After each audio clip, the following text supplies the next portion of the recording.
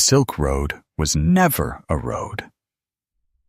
And once that truth settles in, the whole story feels stranger, larger, and far more important than most people expect. Because if it was not a road, then what was it? What was moving across Asia long before Rome understood China, and long before China knew Rome even existed? That is where the mystery begins. Most people imagine a clean line on a map, a route of silk and spices stretching from east to west. But the real Silk Road was never neat. It was a living web of hunger, ambition, fear, distance, and need. It did not begin with a master plan.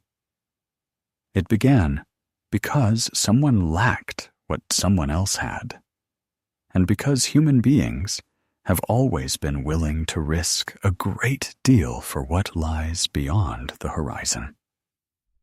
Welcome to English Mindwave. And if this kind of deep story is exactly why you are here, please subscribe and support the channel. That support helps this channel keep making thoughtful stories like this one. Now, look at the world this Yidwork had to cross. The Taklamakan Desert, the Pamirs, the vast Eurasian steppe. Between the Mediterranean and China stood not empty space, but brutal geography that seemed designed to keep civilizations apart. And yet, they were connected anyway. Commerce was already doing what politics had not yet done. Roman soldiers came into contact with Chinese silk on a battlefield in Mesopotamia without knowing it was Chinese. Two civilizations were being linked by trade before either one could clearly name the other. Connection came before understanding.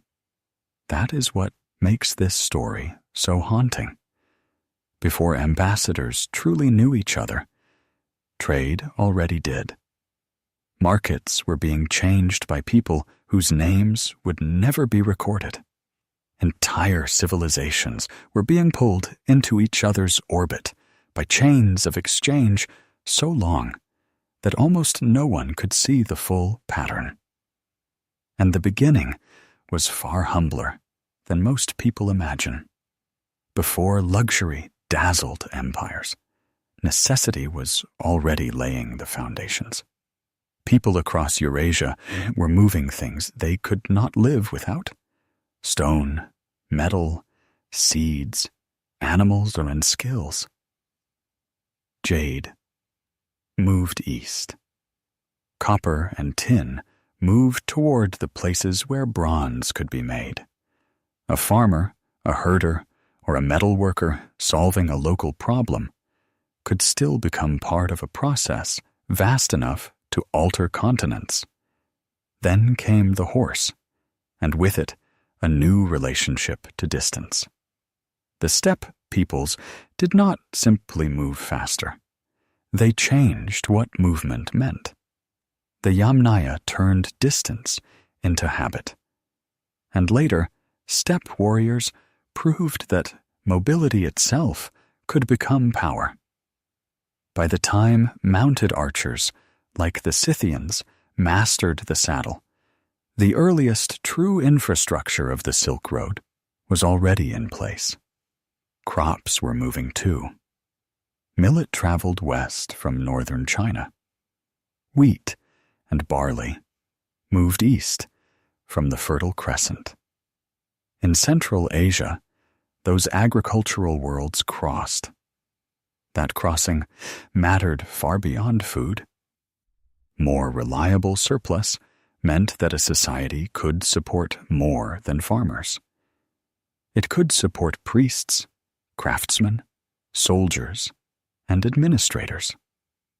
In other words, these exchanges helped create the conditions for civilization itself. The Tarim Basin became one of the earliest crossroads of this transformation.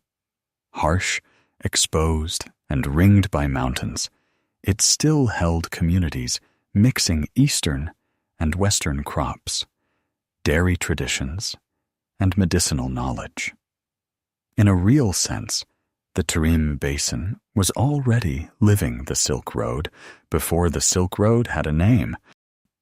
And once those early exchanges created the conditions for movement, another truth emerged.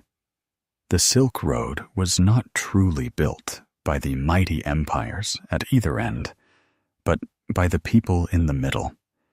This matters because history loves capitals and forgets corridors. Rome is remembered. Han China is remembered. But the Silk Road worked because there were people between them who knew how to carry risk, translate difference, and make the unfamiliar usable. No group represents that more clearly than the Sogdians. From the region around Samarkand and Bukhara, the Sogdians turned geography into influence. They learned languages young, built merchant networks through trust and family ties, and established communities far from home until their presence became part of the road's structure. In many stretches of it, they were the system. And they carried far more than merchandise. They carried songs, styles, stories, and habits. Tang China did not only receive foreign goods through such people, it absorbed foreign taste. Clothing changed, music changed, dance changed. The road was not only moving objects, it was quietly reshaping the imagination of civilizations. Even the surviving Sogdian letters sound modern in one sense. Their tone is practical, commercial, and unsentimental. They worry about debts, disrupted routes, and goods that can no longer move. Empires rise and fall around them, but the merchant's mind keeps measuring risk. The Kushans and Parthians mattered too. The Kushans linked overland trade to the Indian Ocean. The Parthians understood the value of remaining between Rome and the East. The middle was not passive. The middle had power. And then there was the life of the road itself. Caravans moved in sections, not across the whole world at once. Caravanserais gave shelter, water, warning, and intelligence. News of open passes, dry wells, raiders, and shifting borders could be worth as much as anything loaded on an animal's back. In a world without modern maps or instant communication, information was one of the road's most valuable forms of cargo. That is why the Silk Road feels so human. It was held together by translators, brokers, guides, innkeepers, animal handlers, and merchants who returned home carrying more than profit. They carried altered selves and a widened sense of the world. Once the road is understood this way, the next truth becomes impossible to ignore. The most powerful things moving across it were often not the goods people could hold in their hands, but the beliefs, knowledge, and dangers that entered civilizations quietly and stayed. Silk was real, and its power was undeniable. In China, it was tied to status, taxation, labor, and imperial order. In Rome, it became an object of desire so intense that lawmakers tried to restrain it and failed. A civilization can condemn what it secretly craves, yet still surrender to it. But silk was only the visible surface. Buddhism moved along these routes with a depth that trade records alone can never explain. Monks, translators, and pilgrims carried it north and east from India into Central Asia and China. Yet the faith that arrived was never exactly the faith that had departed. Along the way, it absorbed the worlds it passed through. That is why Xuanzang's long journey matters so much. He left China in 629 and returned in 645 after years of study in India, carrying back 657 Buddhist texts on 20 pack horses. His journey was not only an act of devotion, it was an act of correction. Other faiths traveled too. Zoroastrian fire temples stood across Central Asia. Manichaeism spread through merchant networks, and for a time even became the state religion of the Uyghur Khaganate. Nestorian Christianity reached Chang'an in 635.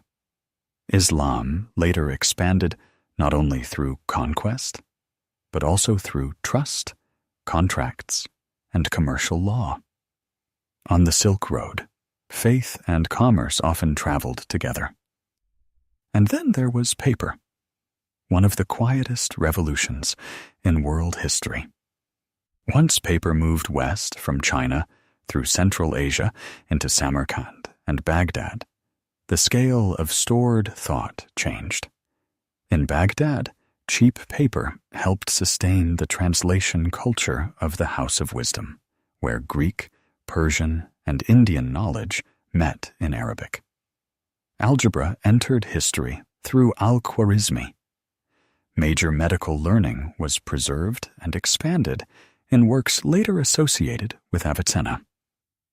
A material first refined in China became one of the engines of the Islamic Golden Age. And from there, the chain continued into Europe, where abundant paper would eventually meet printing. One of the deepest lessons of the Silk Road is hidden in that sequence. An invention can travel farther than its makers ever imagined, and reshape societies they never intended to touch. But the road also carried a darker inheritance. The same roots that moved texts, teachings, and wealth also moved plague. Repeated human movement gave disease a path. The Black Death was not some random interruption of Silk Road history. It was one of its most devastating consequences. That is the hardest lesson in this story. Every network that deepens civilization also deepens exposure. The Silk Road gave the world brilliance, but it also proved that once worlds are linked, they no longer choose only what they receive. And after all of that movement, faith, wealth, knowledge, and catastrophe, the final lesson of the Silk Road may be the simplest and the most unsettling. It never truly ended. What changed was not the logic, but the form. The old overland corridors weakened as power shifted. The fall of Constantinople in 1453 did not erase the old routes overnight, but it accelerated a commercial rewiring already underway. European powers wanted ways into Asia that depended less on inland intermediaries and less on Ottoman-controlled choke points.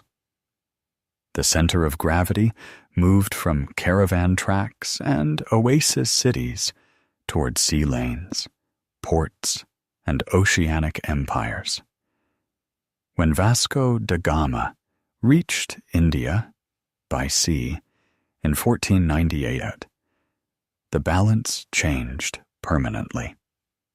But the deeper pattern remained untouched. Human beings still wanted what lay beyond their own horizon, and power still belonged to those who could shape the routes between desire and supply. That is why the Silk Road still feels alive beneath the modern world. It survives in rail lines crossing Eurasia, in ports handling containers, in energy corridors, and in political projects that still understand what ancient rulers learned the hard way. Routes are never neutral. In 2013, China's Belt and Road Initiative deliberately reached back to this older memory because routes still mean leverage, influence, and long-range power. The Silk Road left relatively few grand ruins because it was always more process than place, more movement than monument. And yet its afterlife is everywhere. A cup of tea, a piece of bread, a bit of printed words, a mathematical formula, a habit of looking outward instead of inward alone. These are not separate from Silk Road history. They are part of what it made possible. And maybe that is the deepest reason this story still matters now. The Silk Road teaches that the world is not built only by kings, generals, or official plans. It is built by connections. It is built when people carry something across distance, an object, an idea, a skill, a belief, a habit, a question. Most of them do not realize the size of what they are helping create. Yet over time, those small movements gather weight. For anyone listening today, the practical lesson is simple. Stay open, stay teachable, and never underestimate the long-term power of small, consistent actions. A page read every day, a language practiced every week, a new perspective seriously considered. These may look small now, but history is often made from things that look small at the beginning. So here is a simple question for you. What do you think changed the world more on the Silk Road? Goods, ideas, or people? Please share your answer in the comments so everyone can learn from different perspectives. And if you enjoy stories like this, please subscribe to English Mindwave and support the channel so it can keep bringing you more thoughtful stories ahead.